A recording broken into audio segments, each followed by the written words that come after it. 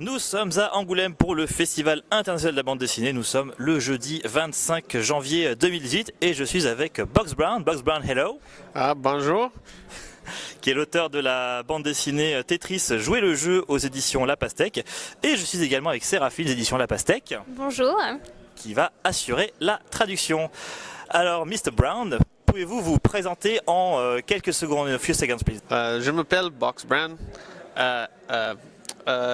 Artiste, je suis BD. I live in Philadelphia, United States. Alors du coup, quel est ton parcours d'artiste? Qu'est-ce que tu as fait avant et pendant la BD Tetris? So, I was a big Tetris fan when I grew up. But Game Boy came out. I was the right age for it. You know, I was 8 years old when it came out. I was obsessed with it, just like everybody else. You know, my whole family was. It was the first game that I played with my parents, but they played Super Mario a little bit, but they didn't get it. You know, when they played Tetris, it was this game. It crossed generations.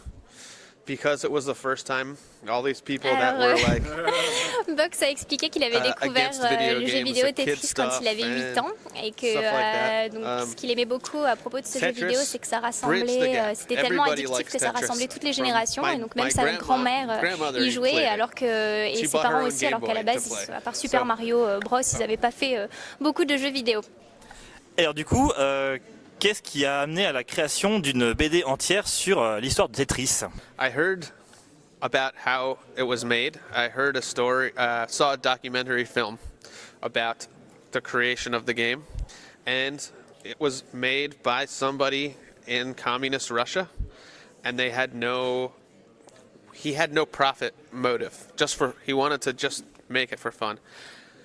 And I saw it as a pure art project. But as soon as it got outside of communism, when capitalism sunk its teeth into it, oui, alors ce que Box a expliqué, c'est qu'il avait vu un documentaire sur le sujet Tetris et que c'est ce qui lui a donné envie de faire la bande dessinée parce que c'est né dans le contexte de la Russie communiste et alors que la personne qui a créé le jeu vidéo voulait absolument pas faire d'argent avec et juste voulait faire de l'art, ça lui a permis de s'interroger sur qu'est-ce qui motive les artistes à faire leur art et donc les challenges que tous les artistes ont à s'occuper avec la commercialisation de leur art principalement. Et donc du coup, pour la réalisation de cet ouvrage, quelles ont été tes sources, les références? Est-ce que ça a été un long travail de documentation ou est-ce que c'est un sujet qui te passionne depuis très longtemps? So I of course was passionate about Tetris, but a lot came out in the research that I didn't know was part of the story, you know. I got to talk to people that worked at Atari and people that worked with Alexei, the creator of Tetris, and started to. So it was interesting for me. Whenever I do non-fiction work, it's like I become obsessed. Ça a été beaucoup de recherches, en effet, qu'il avait rencontré beaucoup de personnes qui avaient travaillé avec le créateur du jeu vidéo et que de plus en plus c'est devenu une sorte d'obsession pour lui parce que quand il est dans un sujet donc de non-fiction, c'est-à-dire ce qu'on pourrait appeler un livre documentaire, ça devient vraiment quelque chose qui le passionne. Là, je vais faire une petite introduction pour dire qu'à la Pastèque, il avait aussi publié un livre avant ça qui s'appelle André le géant, donc sur la vie du géant ferré et pareil, c'était le même processus qui s'était passé et finalement donc il a adoré faire ça avec Tetris parce qu'il avait l'impression d'être une sorte de détective. Et du coup, question toute bête, mais est-ce que tu as pu rencontrer Alexei Pajitnov, le créateur de Tetris, ou pas du tout? I never had a chance to meet Alexei. I almost did an event with him after the book came out, but it ended up getting donc non, il l'a canceled. jamais rencontré, il n'a pas eu cette chance. Il a presque fait un événement avec lui, mais finalement ça a été annulé à la dernière minute. Mais il a rencontré beaucoup de gens qui ont travaillé avec lui et écouté beaucoup d'interviews. Et du coup, qu'est-ce qui a motivé le choix de faire une approche un peu économique et géopolitique de l'histoire de Tetris? I couldn't help it. I mean, it was part of the story. that's one of the things that made it interesting to me is that it encompassed so many different places. You know, Russia. The first publisher was in the UK. And then the United States, but then Japan oui, ça fait partie de l'histoire et ce qui est vraiment incroyable pour lui, c'est tous les différents lieux, donc la Russie, l'Angleterre, les États-Unis, et tout ce qui a généré ce trafic autour d'un seul jeu vidéo Tetris. Et cette histoire du monde entier qui se rejoint à Moscou pour rencontrer le créateur et voir que faire à ce propos-là. Pour lui, pour Box, c'est une histoire assez incroyable et il s'est surtout intéressé de façon faramineuse à ce qu'il y avait derrière l'histoire, donc le background autour de ce minuscule petit jeu qui est devenu un monument du jeu vidéo. Et du coup, est-ce que tu penses que Tetris a eu un rôle dans le dénouement de la guerre froide? Maybe. The timing of it was important for that reason because it came out like right as the Cold War was ending. 1989, it was like right. I think the Berlin Wall came down in 1990. It was like right then, right at the timing of it was important for the story. So say he made it 5 years later. Russia's capitalist society. He could have sold it himself. He could have done it, but when it was made in the early 80s, he had no option. That was not an option for him. The business was not for the individual, only for the government, you know.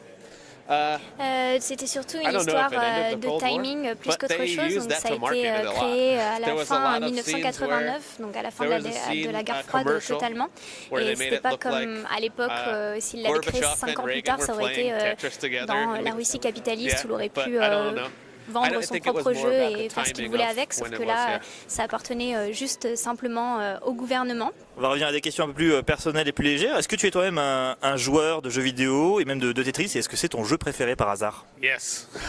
Is that your favorite game? Yeah, it was one of them, yes. It would be high up in the, it's a canon, part of the video game canon, I think.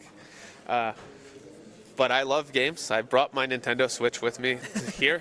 Oui, alors il joue beaucoup de jeux vidéo, il adore aussi Tetris et il a même emmené sa Nintendo Switch avec lui et a joué à Zelda hier soir. Et tu es fort à Tetris?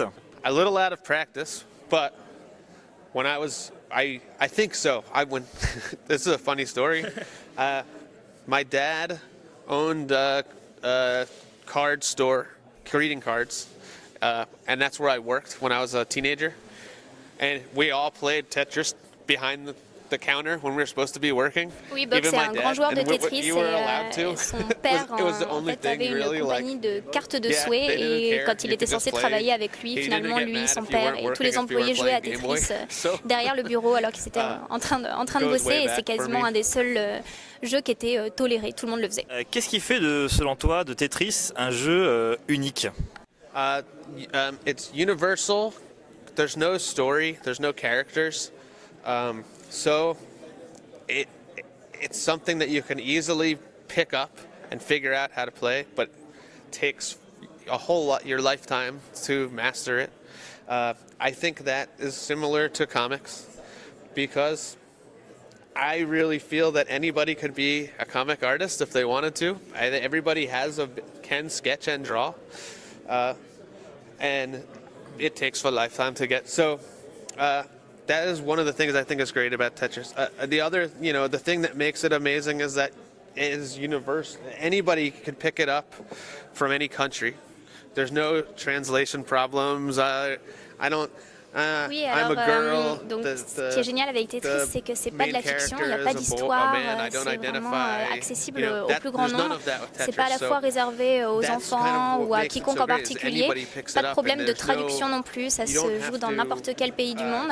Et Bande trouve que c'est exactement la même chose que en fait, les bandes dessinées, parce qu'il est persuadé que tout le monde pourrait faire de la bande dessinée s'il voulait demain, et que c'est une des formes d'art qui est accessible au plus grand nombre, juste de réaliser quelque chose de simple d'accès et qui dépasse un peu toutes les frontières.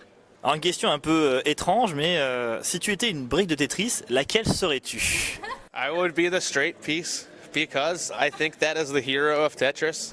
Donc il serait la longue pièce juste rectangulaire, la barre en fait pour qu'il puisse s'intégrer n'importe où, et c'est celle qu'on attend toujours avec impatience à la fin du jeu et qui vient régler tous les problèmes. Du coup, après Tetris, est-ce qu'il y a d'autres jeux dont tu aimerais raconter l'histoire en BD par exemple?